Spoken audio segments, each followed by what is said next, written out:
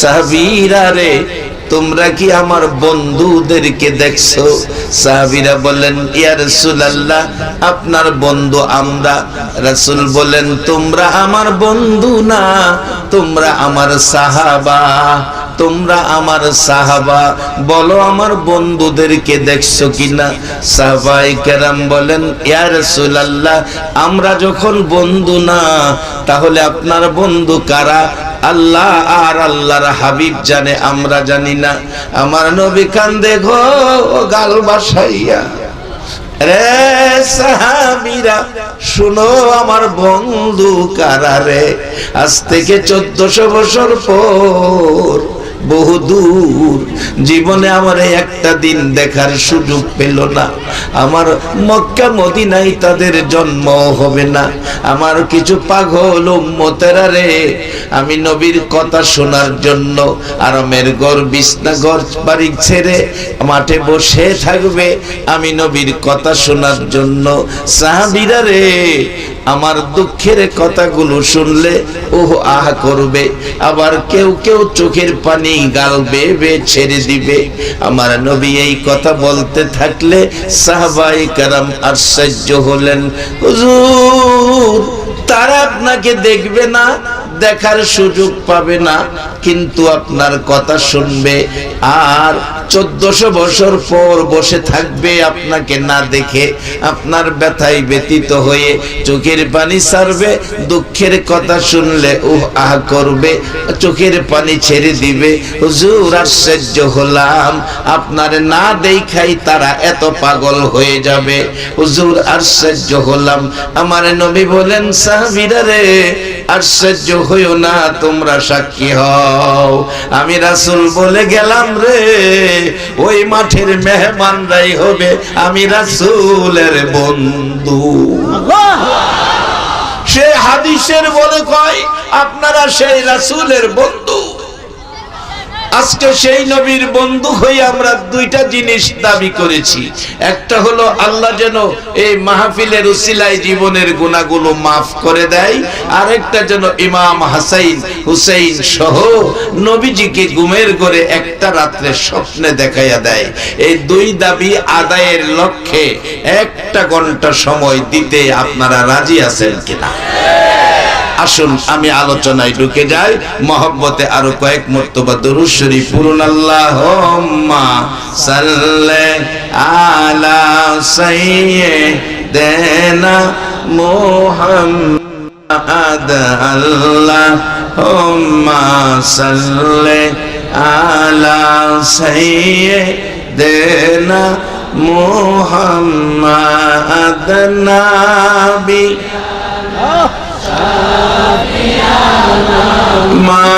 মাওলানা মুহাম্মাদ নাবিয়ানা শাফিয়ানা মাওলানা। দিবানিশি মনে রে আমার আর দিও না যন্ত্রণা, দিবানিশি মনে রে আমার আর দিও না যন্ত্রণা।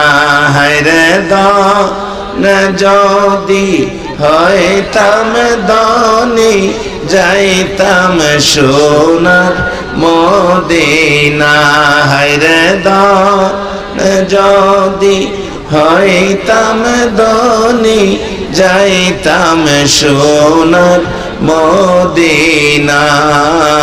আল্লাহুম্মা সাল্লি আলা সাইয়্যিদিনা মুহাম্মাদ।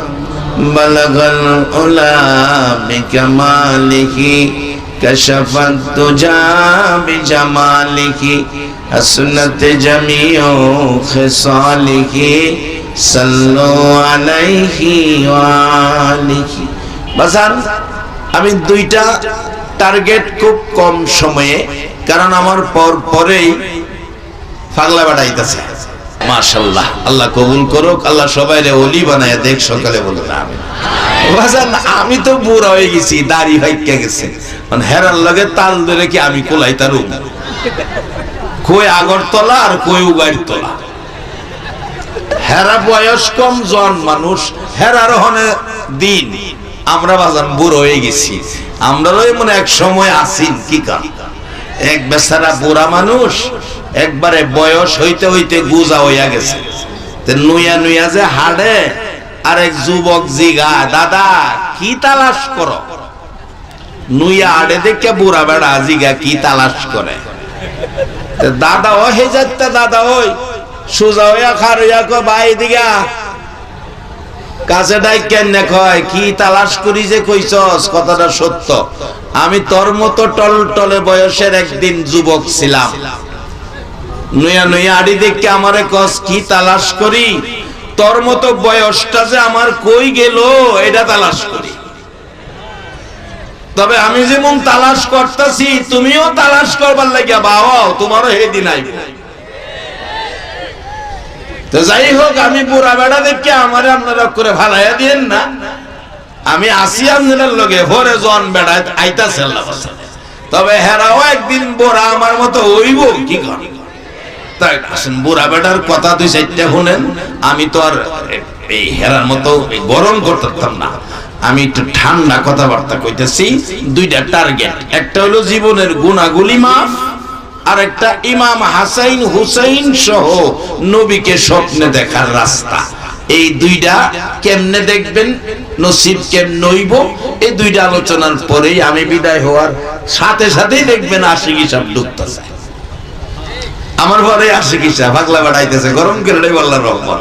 সকলে একবার বলুন আল্লাহু আকবার। তবে আগে মাহফের ভালোটা সাইরা লই। আমার নবী উম্মতের ব্যথায় এই কান্নাকাটির কারণে আমার আল্লাহ বন্ধুকে সান্ত্বনা দিয়ে আয়াত পাঠাইছে, বন্ধুকে সান্ত্বনা দিয়ে, কারণ আমার নবী কোনো ব্যথায় ব্যতীত হলে সান্ত্বনা দিতেন আল্লাহ, কোনো প্রয়োজন হলে সান্ত্বনা দিয়ে জিব্রাইলের মাধ্যমে কোরআনের আয়াত পাঠাইতেন। যেমন একবার কাফের বড় বড় ধনী কাফের লোকেরা মিলে সাহাবাই কেরাম যারা গরিব তাদেরকে ধরলেন, তোমরা আল্লাহ মানো, রাসূল মানো, তোমাদের পেটে খাবার নাই, তোমাদের পরনে কাপড় নাই, তোমাদের টাকা পয়সা নাই, তোমাদের ভালো ঘর বাড়ি নাই, আমরা আল্লাহ মানি না, রাসূল মানি না, আমাদের টাকা পয়সার অভাব নাই, খাবারের অভাব নাই। সাহাবায়ে কেরাম মনটা ভারী, নবীজির কাছে গেলে আমার নবী এই খবর শুনে নবী নিজেও মনটা ভারী করলেন। কথা তো বলছে যুক্তিসঙ্গত, তোমাদের টাকা পয়সা নাই, তোমাদের ঘর বাড়ি নাই, ভালো পোশাক নাই, কাপড় নাই, আল্লাহ মানো, রাসূল মানো। সাথে সাথে আমার আল্লাহ জিব্রাইলকে দিয়ে কোরআনের আয়াত পাঠাইছে, আমার নবীকে সান্ত্বনা দিয়েছে, সাহাবায়ে কেরামকে সান্ত্বনা দিয়েছে, যা কোরআনের মধ্যে আসছে, যালিকা বিআন্নাল্লাহা মাওলাল্লাযিনা আমানু ওয়া আন্নাল কাফিরিনা লা মাওলা লাহুম। ও নবী, আপনি বলে দেন আপনার পাগল উম্মতদেরকে, আপনার আশেক পাগলদেরকে বলে দেন, যালিকা বিআন্নাল্লাহা মাওলাল্লাযিনা আমানু ওয়া আন্নাল কাফিরিনা লা মাওলা লাহুম। ও নবী, যারা ঈমানদার, যারা মুসলমান, যারা আখিরি নবী পেয়েছে, যারা আপনার উম্মত হয়েছে, তাদের যদি মাল সম্পদ, টাকা পয়সা, ভালো জামা কাপড়, ভালো ঘর বাড়ি, ভালো খাবার যদি নাও থাকে গো নবী, আপনি বলে দেন আমি আল্লাহ তাদের জন্য রয়ে গেছি। আবার বলেছে ওয়া আন্নাল কাফিরিনা লা মাওলা লাহুম, যারা কাফের মুশরিক বেঈমান, তাদের ধন সম্পদ পৃথিবীর সমতুল্য হতে পারে, নবী গো জানায়া দেন আমি আল্লাহ তাদের জন্য নাই, আমি মাওলা তাদের নাই। কারণ মাওলা যার আছে, বাজান ওলির দরবারে আসছেন, ওলিদের কাছে এই সমস্ত খবরগুলো পাওয়া যায়। হাদিস শরীফে আসছে মাল্লাহুল মাওলা ফালাহুল কুল, মাওলারে যারা পাইছে দু জাহান তার হয়ে গেছে। সবাই একবার বলুন মারহাবা। বাবারে ভাইয়েরা, আমার নবী যখন উম্মতের ব্যথায় কান্ত গো, থাক বাবা সরায়েন না, এখন সরায়েন না, উম্মতের ব্যথায় যখন কাঁদতেন, আমার আল্লাহ উম্মতের সান্ত্বনা, আমার নবীর সান্ত্বনার জন্য কোরআনের আয়াত পাঠিয়ে দিলেন। কোরআনের আয়াত পাঠিয়ে দিলেন, কুলিয়া ইবাদিয়াল্লাযিনা আসরাফু আলা আনফুসিহিম লা তাকনাতু মির রাহমাতিল্লাহ ইন্নাল্লাহা ইয়াগফিরুয যুনুবা জামিআ ইন্নাহু হুয়াল গাফুরুর রহিম। ও নবী, আপনি জানিয়ে দেন, আমি আল্লাহ বলতেছি, কুলিয়া ইবাদিয়াল্লাযিনা আসরাফু আলা আনফুসিহিম। ও নবী, আমার বান্দারা গুনাহ করছে, গুনাহ করে আমারে ভয় পাইতেছে, আপনি নবী বলে দেন গুনাহ করলে করছে, গুনাহ করলে করছে। আপনি নবী বলে দেন, আল্লাহ নিজে কয় না, আমার নবীর দিয়ে কয়।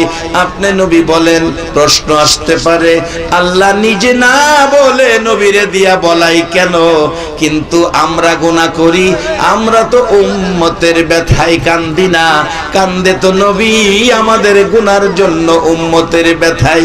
বিদায় আমার আল্লাহ নবীকে সান্ত্বনা দেওয়ার জন্য, নবীকে সান্ত্বনা দেওয়ার জন্য ঘোষণা দিলেন। নবী গো, নবীকে বলতেছেন, ও নবী, আমার বান্দারা কি গুনাহ করেছে?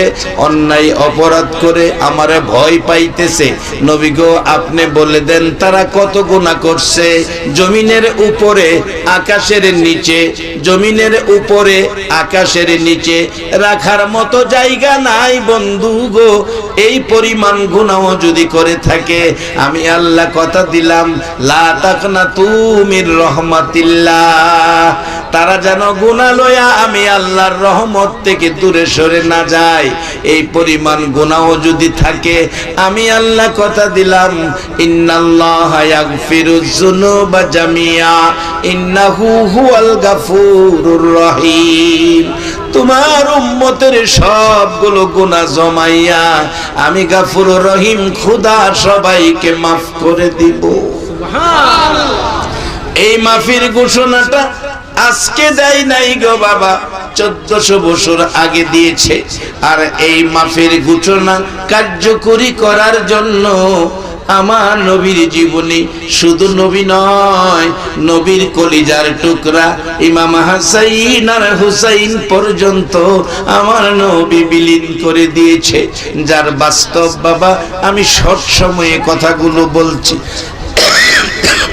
আম্মা জান আয়েশা সিদ্দিকা রাদিয়াল্লাহু তাআলা আনহার ঘরে আমার নবী ঘুমিয়েছিলেন। রাত্র গভীর, জিবরাইল এসে ডাকে, হুজুর এইভাবে ঘুমিয়ে থাকবেন, উম্মতের ব্যথায় কি কাঁদবেন না? আমার নবী ঘুম থেকে উঠে উম্মতি উম্মতি বলে কাঁদতে কাঁদতে মদিনার শেষ প্রান্তে। একটা দিন পার হয়ে গেল, 2 দিন পার হয়ে গেল, 3 দিন যেদিন পার হয়ে যায় নবীর খবর পাওয়া যায় না। মদিনায় কারো চুলায় আগুন জ্বলে না, কারো দোকান খুলে না, কামকাজে কেউ যায় না। নবীর তালাশে বেরিয়ে গেলেন সবাই। মদিনার মহিলারা রে সেদিন শুধু নবী নবী বলে কান্দে। এমনকি মায়ের কোলের শিশুরা মার স্তনে মুখ লাগায় না।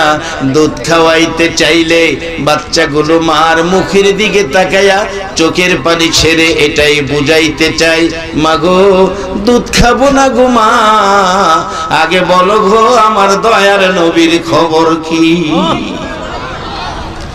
সেদিন 3 দিন পার হয়ে যায়, মদিনার শেষ প্রান্তে খবর পাইলেন আবু বকর ওমর।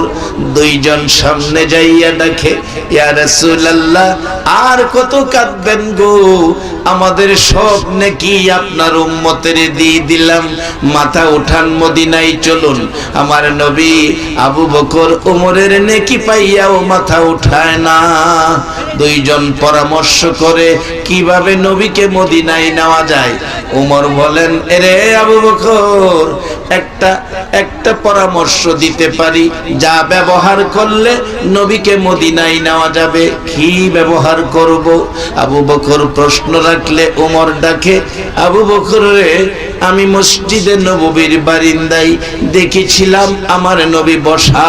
কোত্থেকে যেন ইমাম হাসাইন আর হুসাইন দুই ভাই এসে নবীজির গলায় জড়িয়ে ধরে দুই গালে চুমায়া চুমায়া বলছে, না গো, আমরা দুই ভাইকে একটা ঘোড়া কিনা দাও, আমরা ঘোড়া দৌড়াবো।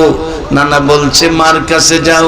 মার কাছে গিয়েছি, মার কাছে টাকা নাই।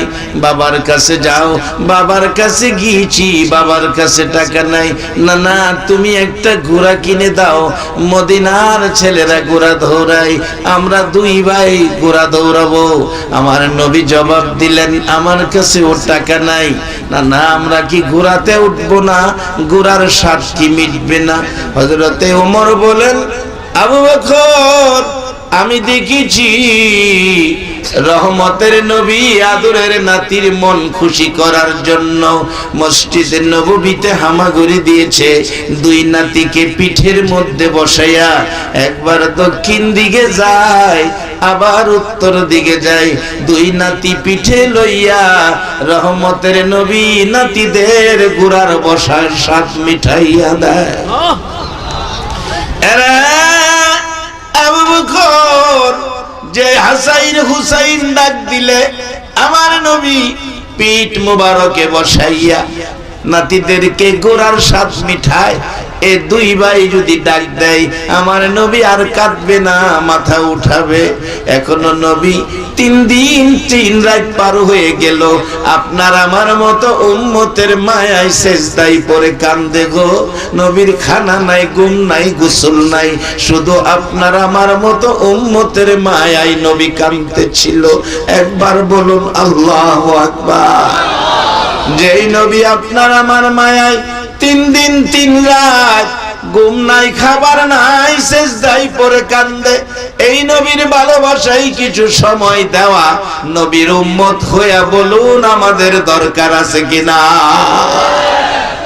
বাবারা বসুন, ভাগ্য ভালো আপনাদের, নসিব ভালো আপনাদের, মক্কায় জন্ম হইয়া নবীর সকাল সন্ধ্যা দেখাও আবু জাহেল আপনাদের মতো ভাগ্যবান হতে পারলো না। আপনাদের নসিব ভালো, মক্কা মদিনায় জন্ম হলো না, তারপরেও আমরা নবীর উম্মত হইয়া নবীর পক্ষে বসে রয়েছি। আমরা কবরে যায়া নবীর পক্ষের স্লোগান দিতে রাজি আছি কিনা?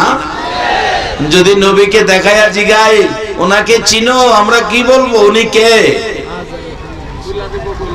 আমাদের নবীকে দেখাইলে আমরা কি চিনতে পারবো? আমরা কি বলবো? উনি কে?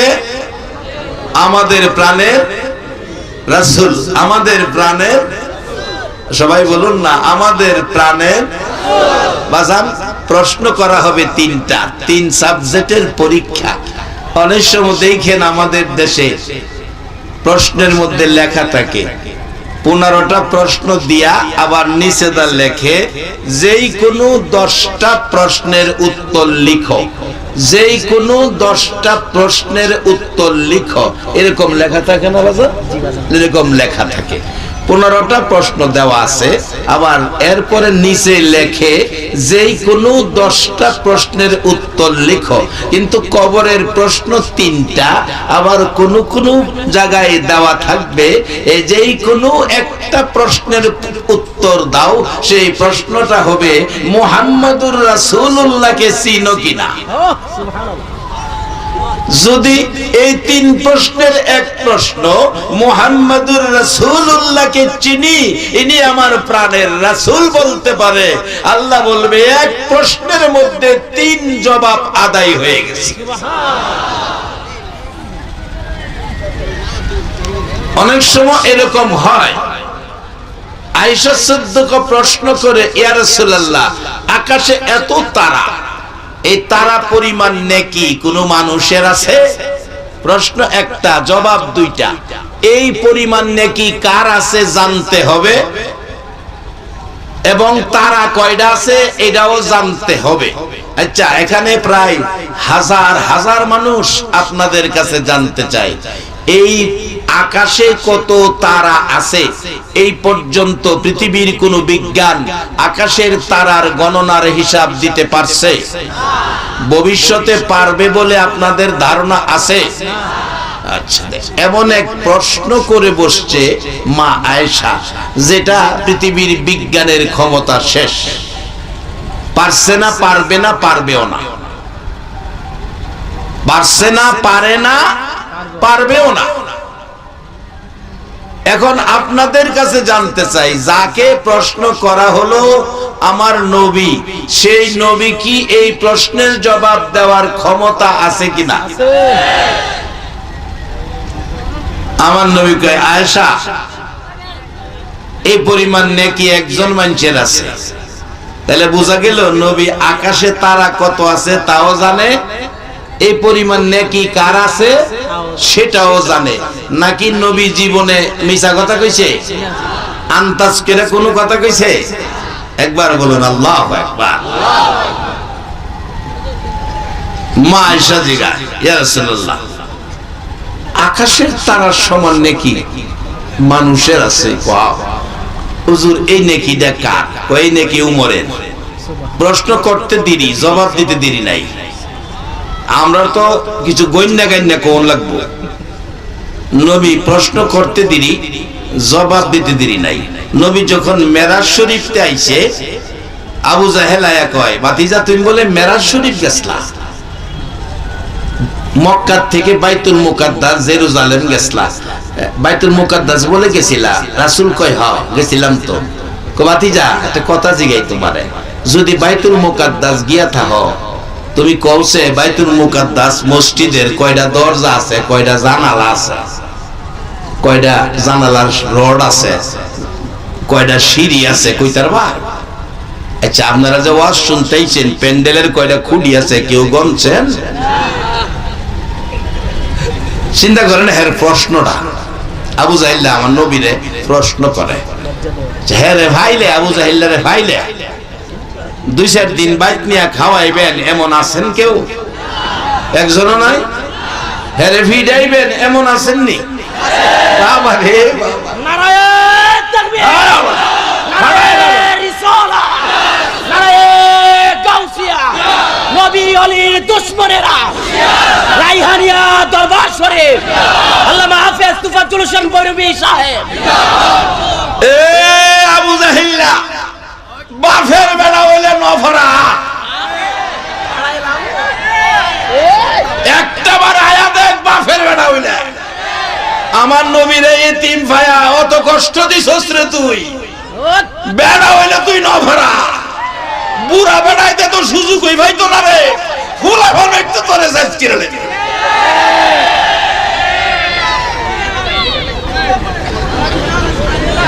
আবু জাহিল্লারে সাইজ করতে আপনারা রাজি আছেন তো?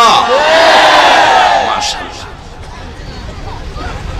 আল্লাহ কবুল করুক, সকলে বলুন আমিন। আবু জাহিল্লারে কিলাইলে নবী যা খুশি হইব, এর চেয়ে বেশি খুশি হইব কালকার থেকে যদি মিথ্যা কথা ছেড়ে দেয়।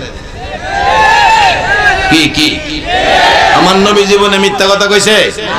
আমরা নবীর উম্মত হইয়া মিথ্যা কথা কোয়া ঠিক হবে? কালকাতে প্রমাণ করবেন মহল্লায় মহল্লায় আমরা আখেরি নবীর উম্মত, আমরা মার খাইতে রাজি, না খায়া থাকতে রাজি, কিন্তু আমরা নবীর আদর্শ বাস্তবায়ন করব। আমরা কোনোদিন মিথ্যা কথা বলবো না।